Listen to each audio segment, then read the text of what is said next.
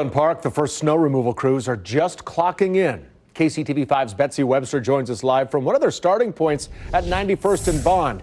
Betsy, what are these crews going to be doing before the snow starts falling? Well, I'll tell you, I did see the first set of folks showing up about 15 minutes ago, carrying their hot cups of coffee, wearing their safety vests. It's just a skeleton crew that's showing up first, about a dozen or so of the 150 plus that are planning to come in the morning. What they're hoping to do tonight is to start pre-treating the roads. But that's kind of a tricky thing in Kansas City. If you've been around for long, you heard Gary talking about it. A lot of times our snow comes after freezing rain. And if that freezing rain doesn't freeze the moment it hits the ground, well, then that can wash off the treatment.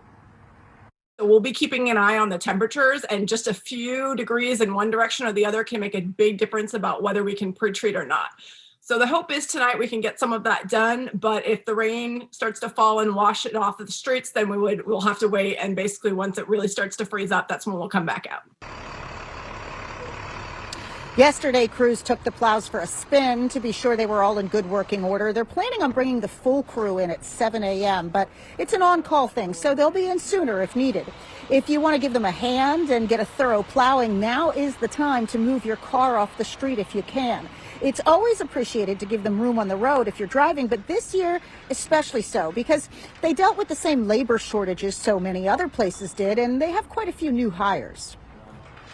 We did do ourselves a little bit of a favor over the summer, and we increased our maintenance worker pay to $18 an hour, which is a pretty sweet deal in the metro. And so we've been able to bring quite a few more people on this fall, which has helped us get into a spot where we feel like we're going to be okay for the winter.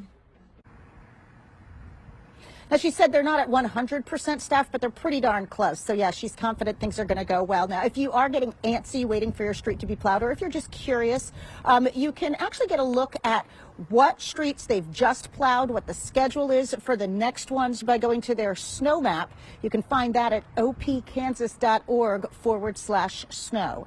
Live in Overland Park, Kansas, Betsy Webster, KCTV5 News. Yeah, and we wish all those street crews luck and safety tonight. Thanks, Betsy. Oh, yeah. Well, most cities in the metro have their own plow trackers, and you can find links to them with this story. Just open your KCTV5 News app.